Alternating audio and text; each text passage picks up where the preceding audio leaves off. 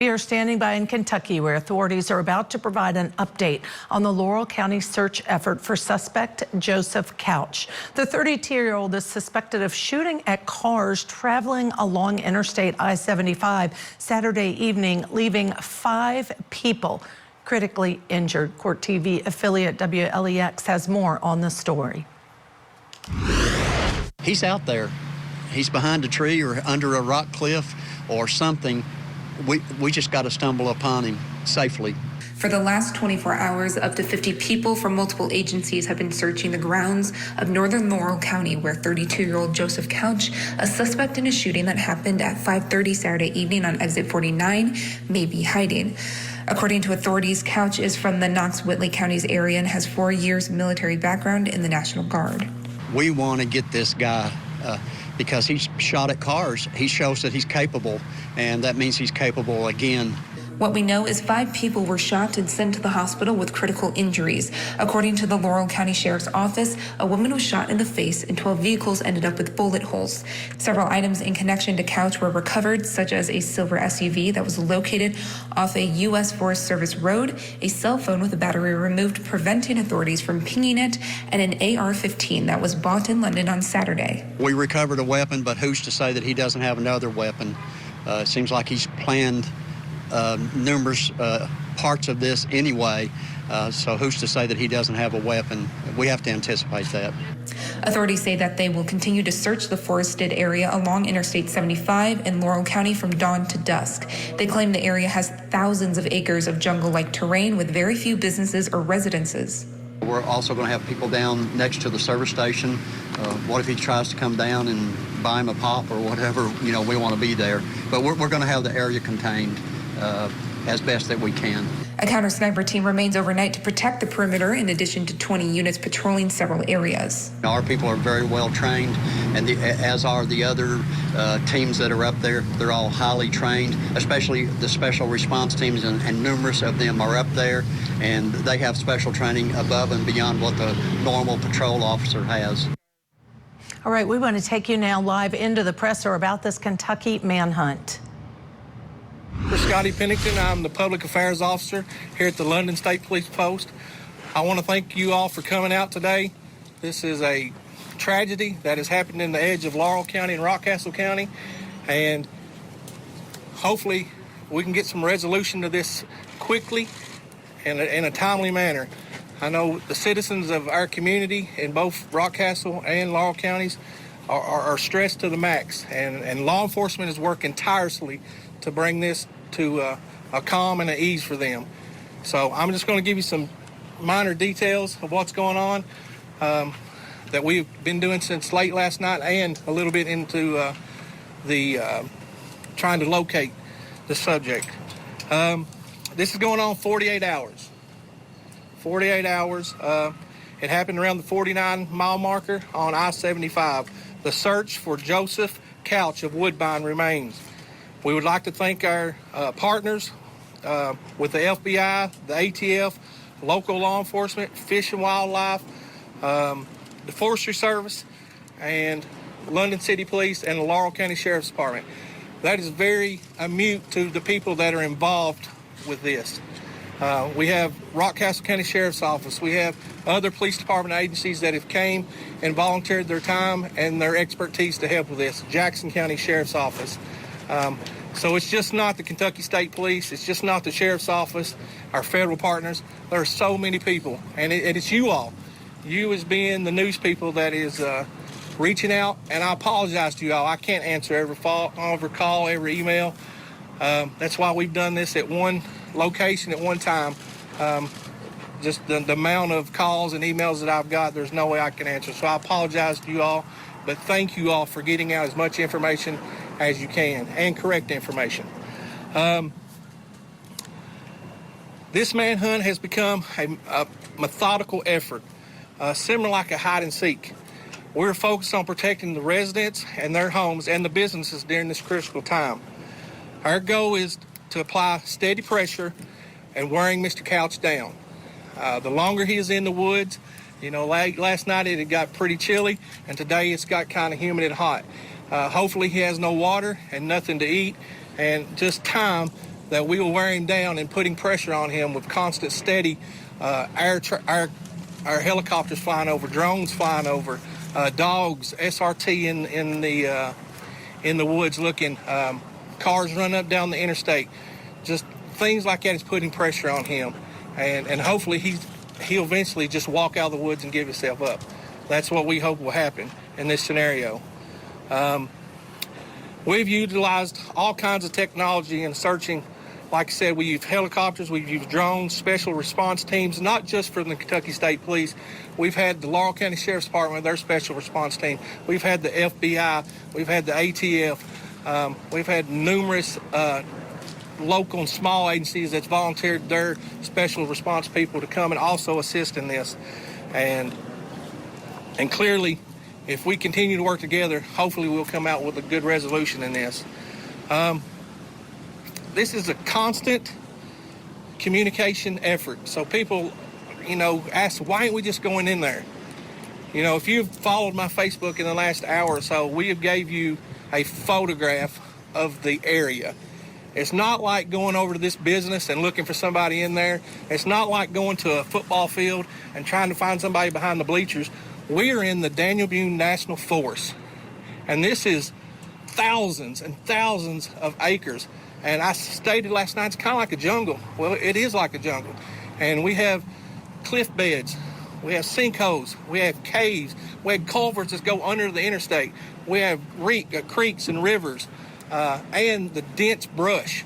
I mean, it's not something I can just take my dog for a natural walk through. Yes, there are paths, but when we're looking for somebody, we have to go through those dense areas.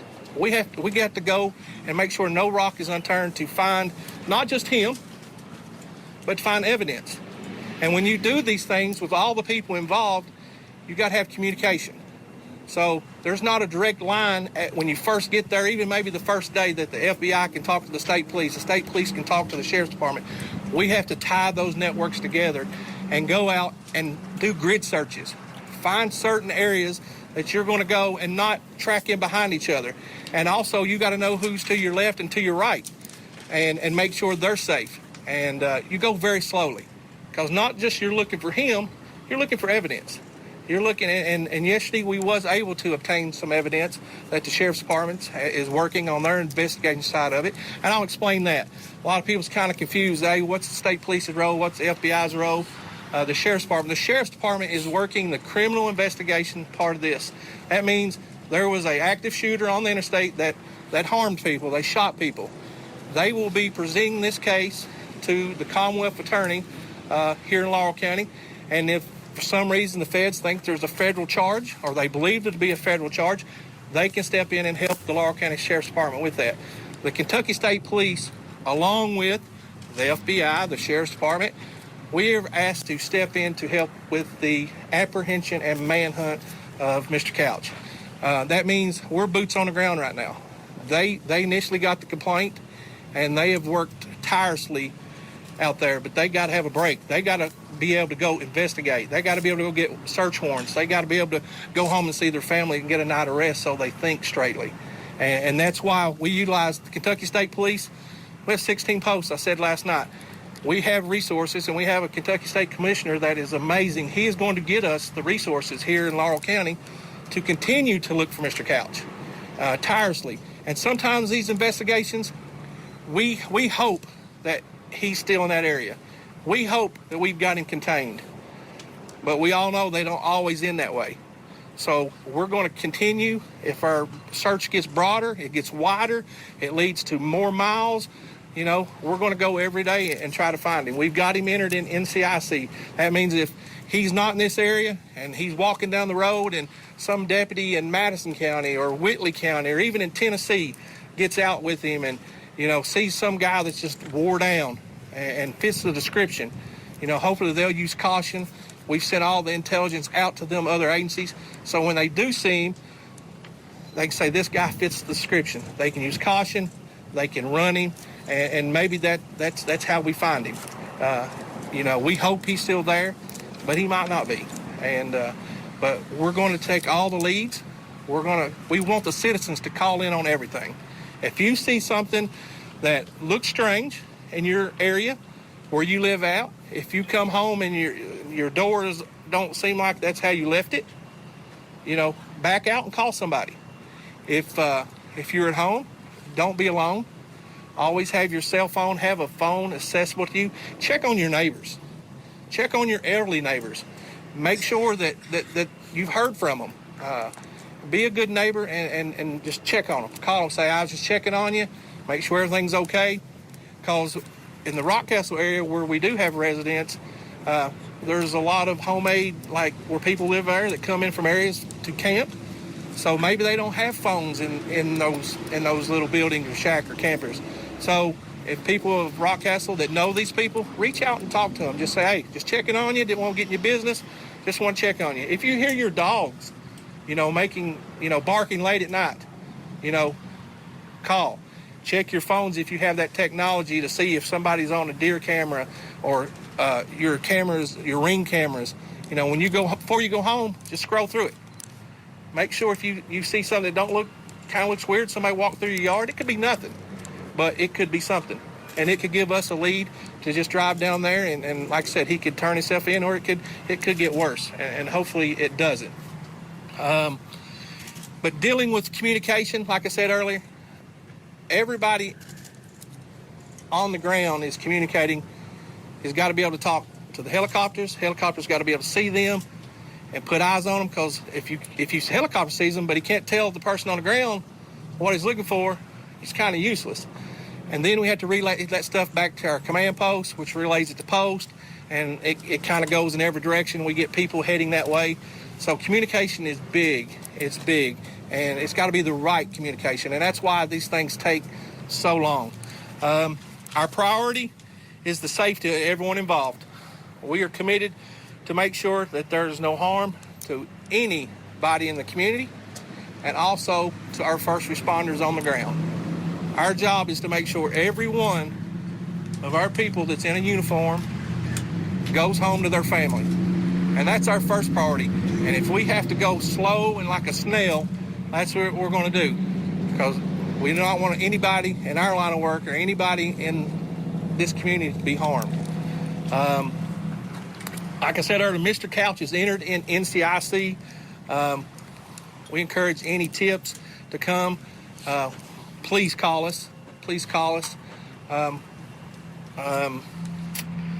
guess I will leave. I will clarify some things for y'all that was kind of early in the investigation about his military service. He was in the military, but it was not the Army National Guard. It was the Army Reserves. So he's been discharged with an honorable discharge. So I wanted to clarify that. So I can open up the floor for questions for me or anybody in behind me. Have you seen any evidence today? All right, I want to welcome our guests for this hour, law enforcement litigation expert Sonny Slaughter and criminal defense attorney Josh Schiffer. Thank you both for joining us. This guy shooting at cars on the interstate, he has 4 years military experience, and now hearing really they're honest. If you see anything, say something, but don't be home alone. Check on your neighbors. Look at any camera video footage from around your home. Josh, not an alarmist, but I think the reality is they expect this guy is dangerous. Hey, yeah, everybody, just turn up your fear meter. This is America in 2024. Not only can you not send your kids to school with a calm and gentle, loving heart, but now driving on the highway has become something where you can foreseeably be shot out of nowhere. This is the problem with the proliferation of firearms that we just have no idea who's got them, where they are, what they're armed with, what these people are doing, and even with the ones we do know, it is an unjustifiable threat to the community at large that anybody with 2 eyes and an itchy finger can pretty accurately shoot at people from hundreds of yards away. These firearms that they're talking about, the AR platform, is legendary for a reason. It's highly accurate, very easy to use, and extraordinarily deadly at distance. It doesn't require a bunch of military training.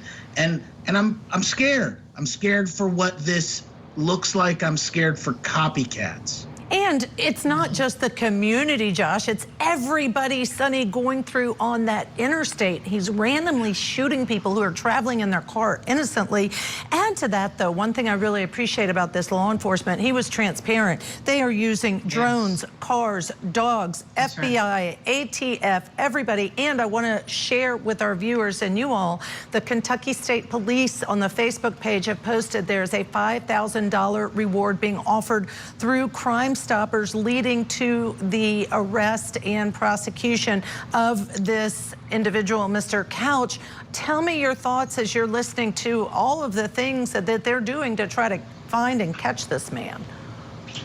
First, I have to commend my colleague and his presentation at the presser. He was spot on. He was transparent. Communication is the key. And what he said about the delay in response efforts, what we have found in mass shootings and all types of street shootings is, and even recently with the attempted assassination of the former president, is that communication and communication efforts between state, federal, local, and county agencies is always disruptive. It is always problematic. So they were putting together the framework in addition to building the strategy to move forward with this. And as Josh said, you know, we can't go anywhere these days. It is from sending our children to schools to driving down the highway.